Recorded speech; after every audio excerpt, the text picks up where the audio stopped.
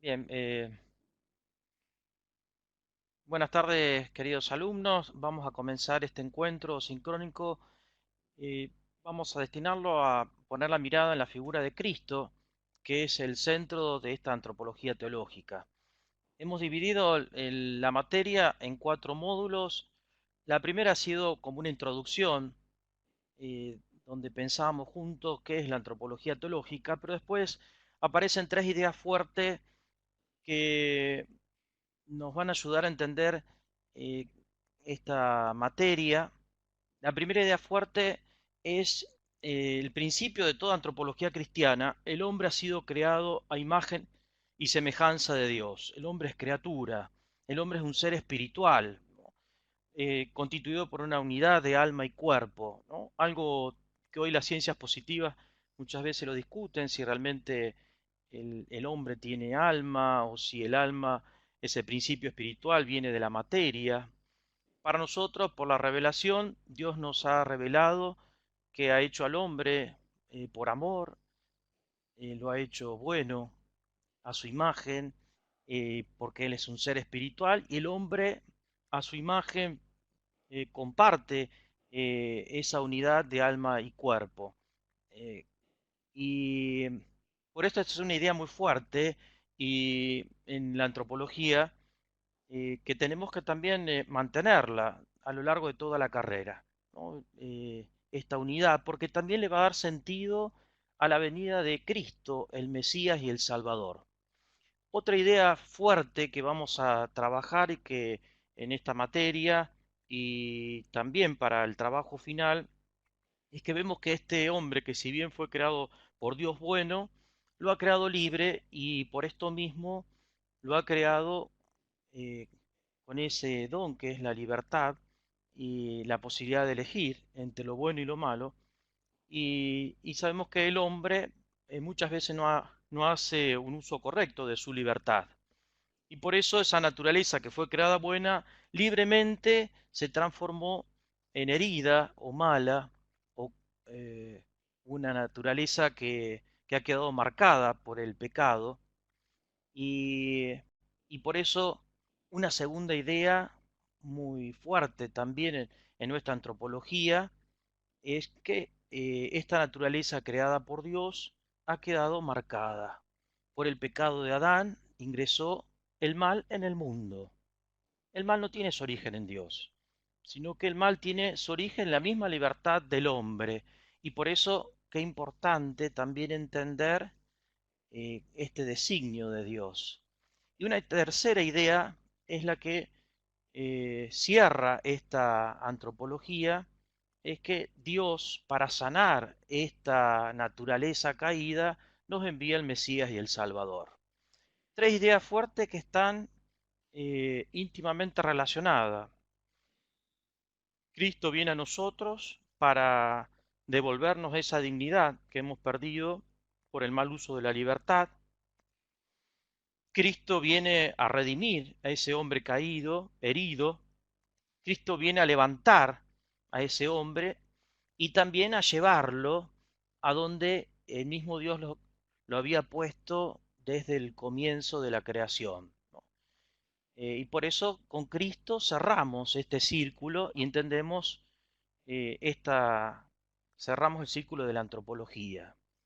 Dios ha creado al hombre a su imagen y semejanza, el hombre libremente quedó marcado por el pecado y por eso el Padre tanto nos amó que nos regala a su Hijo, nos envía a Cristo para que el hombre pueda retomar y volver a ese paraíso, a esa comunión plena con Dios, ¿no? En esa armonía plena con su Creador, ¿no? Por eso la figura de Cristo es muy importante para entender eh, la antropología, para entender también este designio de preguntas claves que siempre se hace el hombre. ¿De dónde venimos? ¿A dónde vamos? Y la revelación nos dice, venimos de las manos de Dios, hemos sido creados de este alfarero, somos creados por amor, con, salidos y queridos por este mismo Dios. que nos ha dado todo, nos ha dado la creación, el mundo material, para saber administrarlo, ¿no? Que el hombre libremente tiene que también administrarlo, cuidarlo, pero también nos ha puesto el fin, que es esa comunión plena con Él. Por esto mismo, el hombre, el pecado nos ha hecho perder muchas veces, nos ha desorientado. Cristo se transforma en camino para que podamos regresar a la casa del Padre. ¿De dónde venimos? De este Dios. ¿Y a dónde vamos? A esta comunión plena con Dios, ¿no? Y por eso el hombre es un ser que camina por este mundo, pero con una meta, que es esa patria que el Señor y ese lugar que el Señor ha preparado para todos nosotros. Cristo es muy importante entonces para entender eh, cuánto nos ama Dios. Y por eso hoy quería eh, destinar un poco este encuentro para presentar esta figura de Cristo como el redentor de todos los hombres que con su vida, con su entrega en la cruz y con su resurrección nos ha mostrado todo su amor.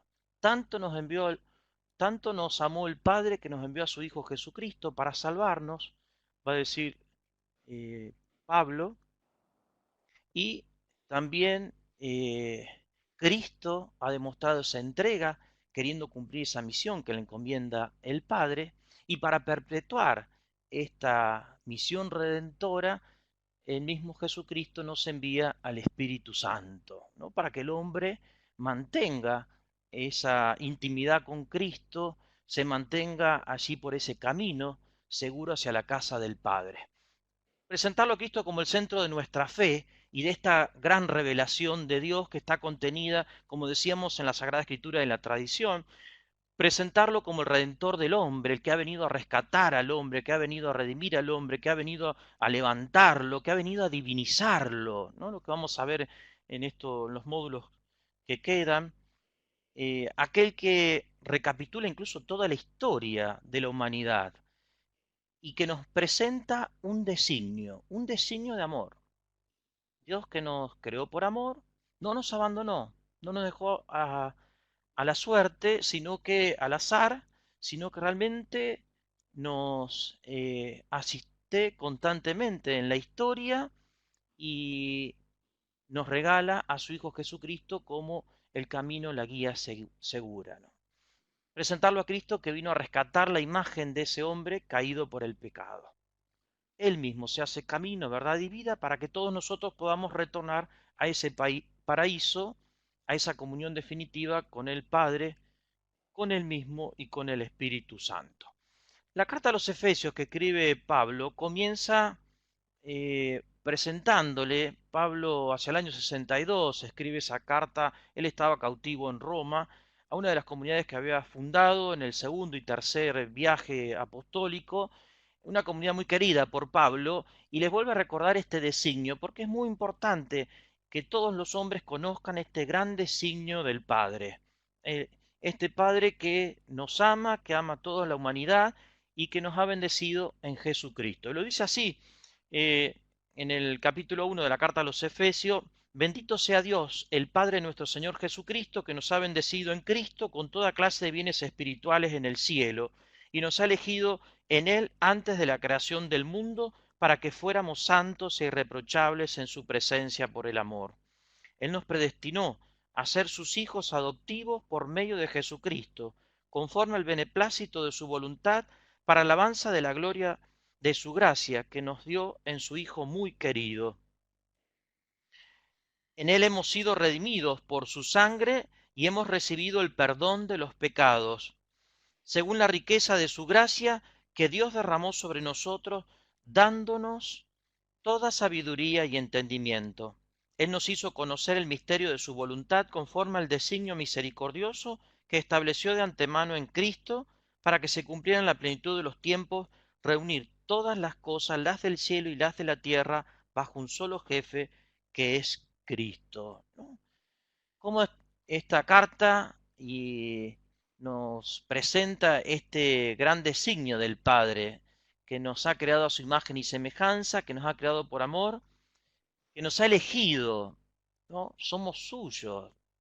Él desde toda la eternidad nos pensó con amor y nos llama para que seamos santos e irreprochables en su presencia por el amor, ¿no? Como estaba Adán y Eva, pero también nos ha hecho libre, ¿no? Nos ha elegido, ¿no? Y esto es muy importante también sentirnos convocados, llamados, ¿no? Que Él nos pensó, ¿eh? Nos hizo a cada uno eh, únicos, irrepetibles. Y,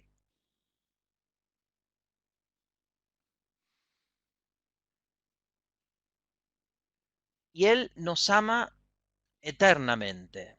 Nos predestinó a ser sus hijos adoptivos por medio de Jesucristo, conforme al beneplácito de su voluntad, para alabanza de su gloria que nos dio en su Hijo muy querido, ¿no? Gracias a Jesús nosotros podemos tener acceso al Padre y esto acontece el día de nuestro bautismo, cuando nosotros lo aceptamos en nuestra vida, pasamos a ser hijos de este Padre Dios. Somos hijos en el Hijo, somos hijos suyos para alabanza, para regocijo suyo, para gloria eterna de este Padre. Y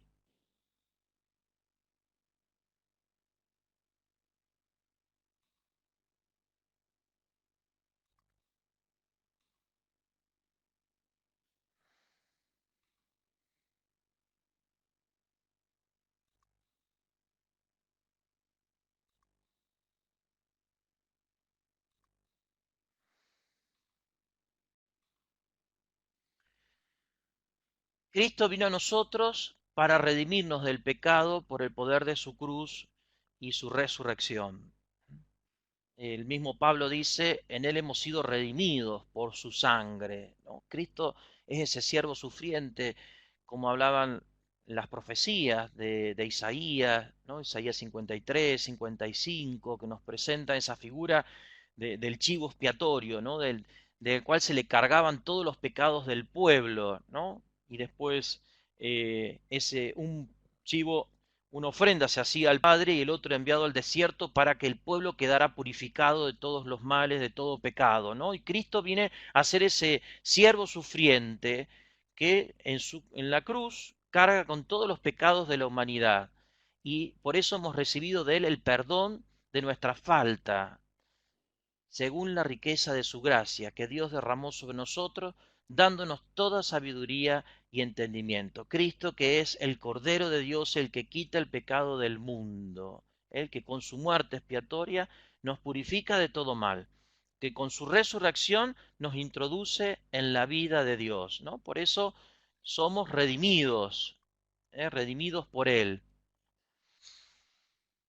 Pablo también habla de Cristo pasa a ser la cabeza de esta humanidad renovada, de esta humanidad nueva. Toda la historia comienza a entenderse desde Cristo, por eso se recapitula todo en Cristo, ¿no? Toda esa historia de la humanidad se entiende a partir de este acontecimiento, que es Cristo que viene a revelarnos cuánto nos ama Dios.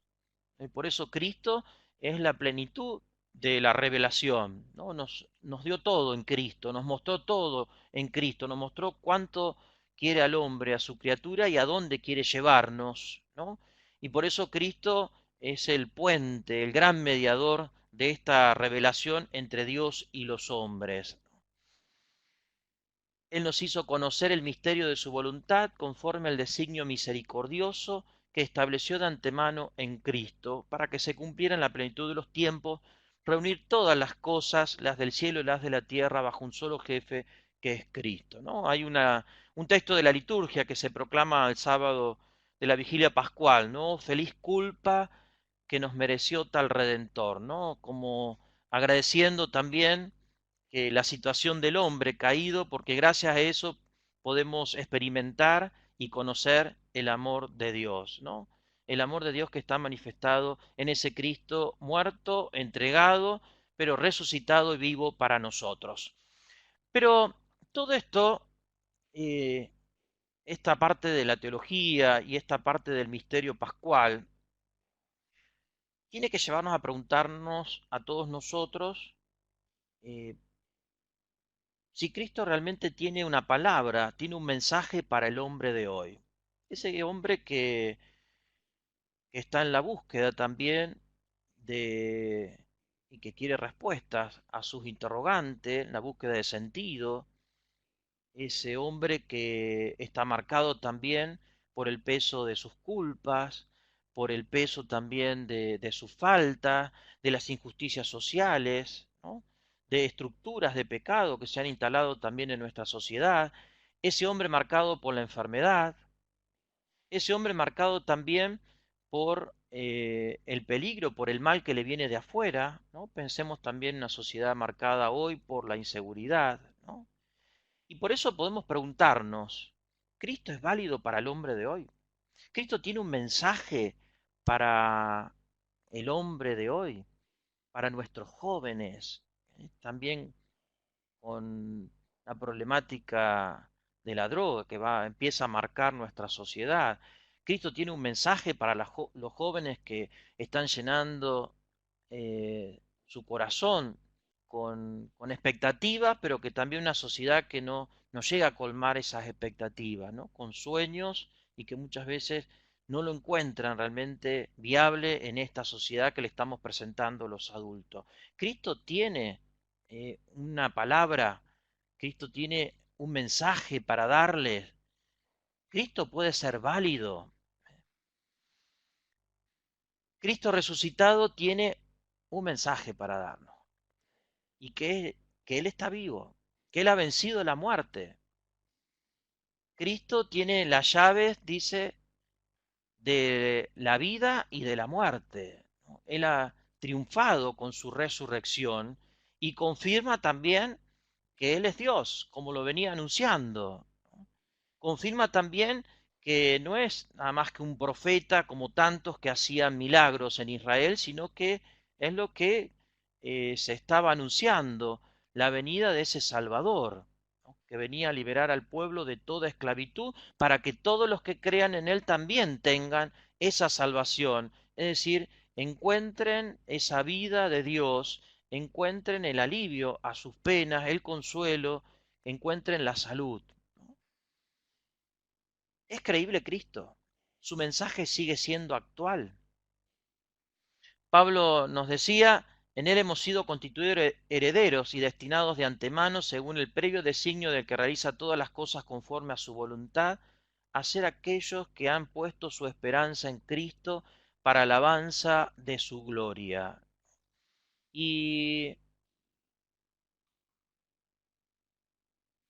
el hombre en busca de respuesta, y que nosotros queremos presentarle a Cristo como creíble, el cristianismo como una opción de vida, una opción que pueda realizar al hombre. Ese hombre que busca respuesta a los grandes interrogantes, ¿para qué vivimos? ¿Qué es la felicidad? ¿Quién soy? ¿Por qué el dolor y la muerte? Ese hombre que ha quedado también impactado por los grandes hechos del siglo pasado y también que vislumbra la problemática de la globalización, de las guerras y también de un horizonte sin sentido en muchos de nuestros jóvenes.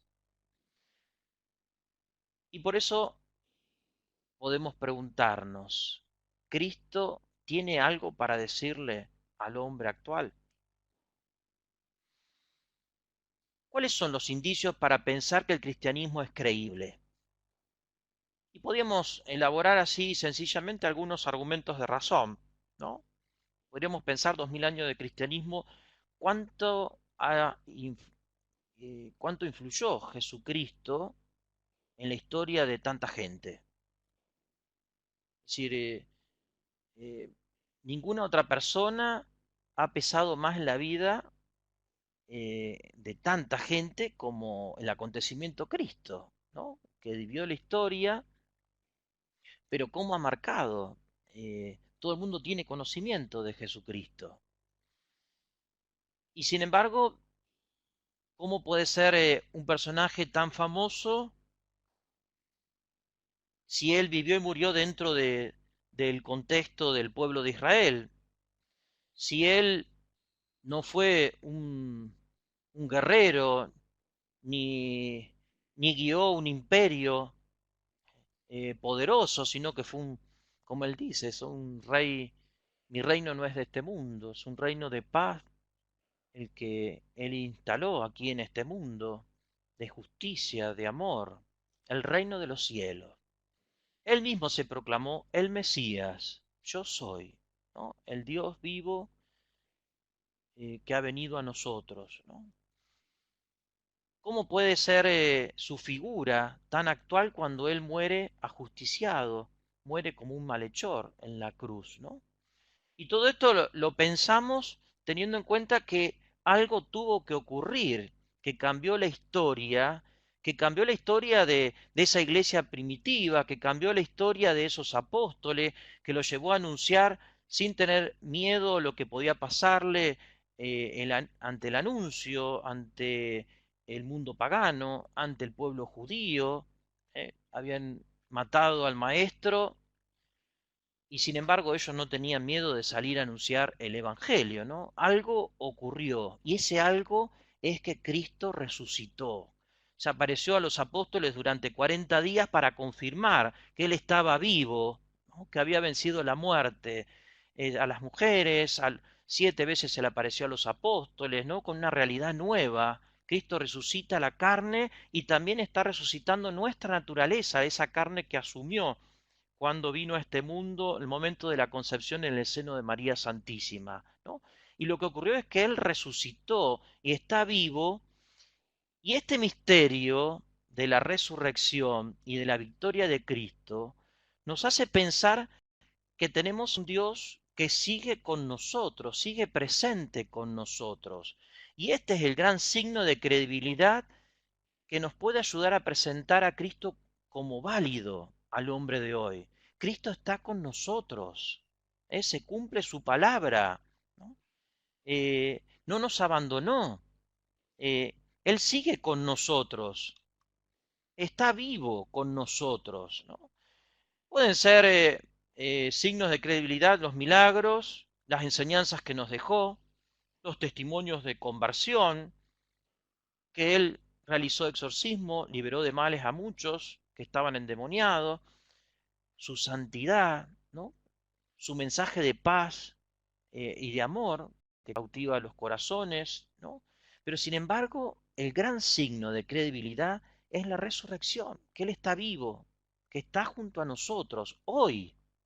No es que venció la victoria allá atrás en la historia, y queda como un personaje memorable que ganó una batalla. Cristo sigue hoy con nosotros y este es el gran signo de credibilidad que tenemos que seguir presentando a todos los hombres. Se cumple su palabra. Él dijo, yo estaré con ustedes hasta el fin del mundo. Él es nuestro pastor resucitado que sigue cuidándonos a todos nosotros.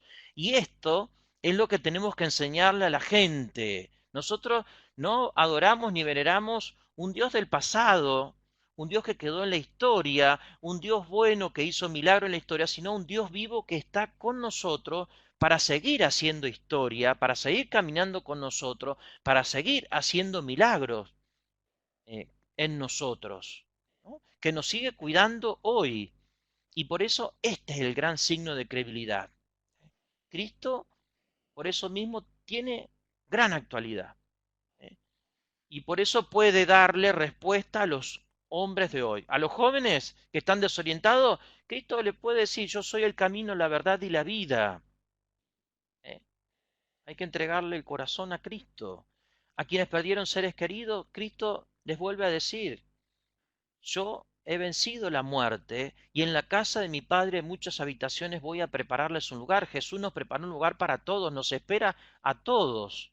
Y eso es motivo de esperanza para aquellos que se siguen preguntando qué pasa después de la muerte, dónde están nuestros seres queridos. Cristo nos dice, los espero a todos en la casa de mi Padre.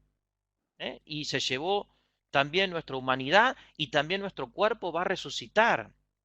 A los que claman hoy justicia, ¿no? Con tantos problemas de una justicia lerda, bueno, Cristo también.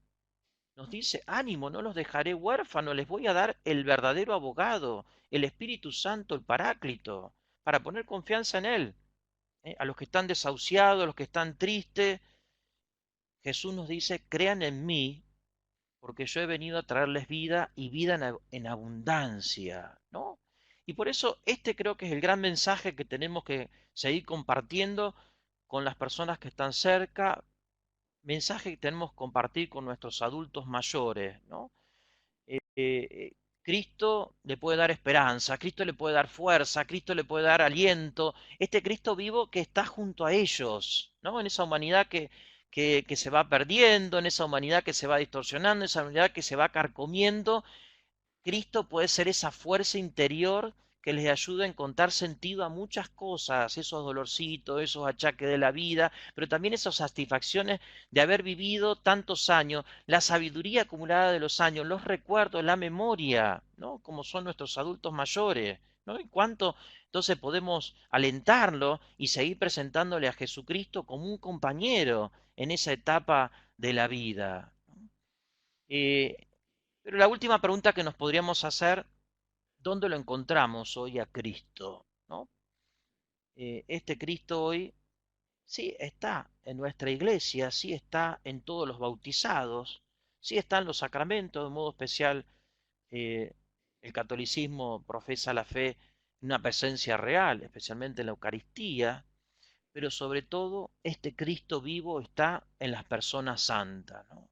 Allí se ve, ahí está más transparente, eh, en las personas que realmente nos presentan ese Dios vivo que nos remite al absoluto, ¿no? Y miremos un poco estas imágenes para compartir una Teresa de Calcuta, ¿no? Que entregó su vida por los pobres y los más pobres, allí en la India, ¿no? Los abandonados, los enfermos de SIDA, eh, todas las problemáticas en estos países realmente muy pobres. Sin embargo, ella era un ser luminoso, que transparentaba esa presencia del Dios que sigue con nosotros.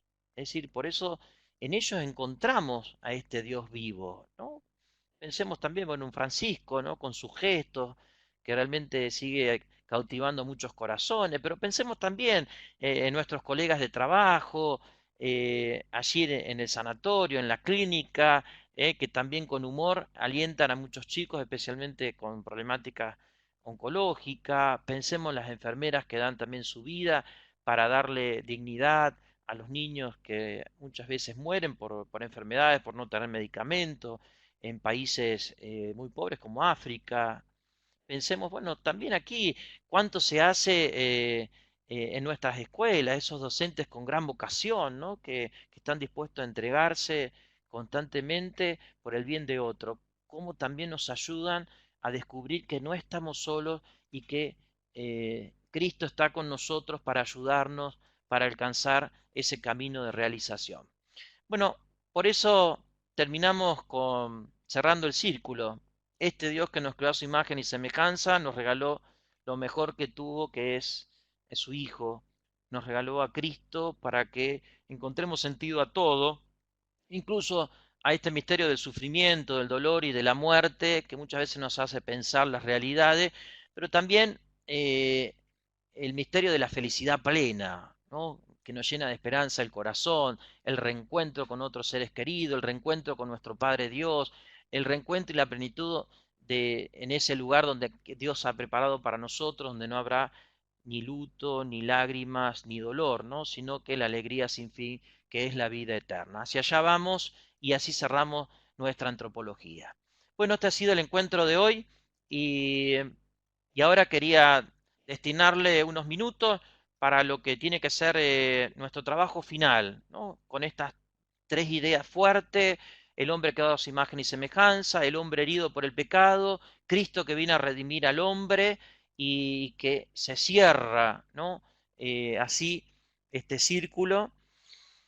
La idea sería en el trabajo final que estas ideas queden plasmadas, ¿no? Y qué lindo sería bueno, que todos ustedes puedan después hacer una compilación de trabajos como una síntesis, expresar también y volcar un poco la experiencia de su trabajo. Por eso, como objetivo, les pongo que el trabajo debe reflejar la lectura del material que hemos compartido, profundizada, por supuesto, con investigación, a lo que apuntamos también en una licenciatura, y la reflexión personal. Pongan lo que ustedes viven, ¿no? También cómo viven su fe, cómo viven este acontecimiento de Cristo. Compartir la experiencia de trabajo, si le están con trabajo con los adultos mayores, o pensar cómo tengo que, a partir de todos estos contenidos, todo lo que vamos aprendiendo en la licenciatura, cómo debo comportarme, cómo debo actuar con el adulto mayor, ¿no? La idea es hacer una síntesis y, y que también se logren estos aprendizajes sobre la antropología cristiana.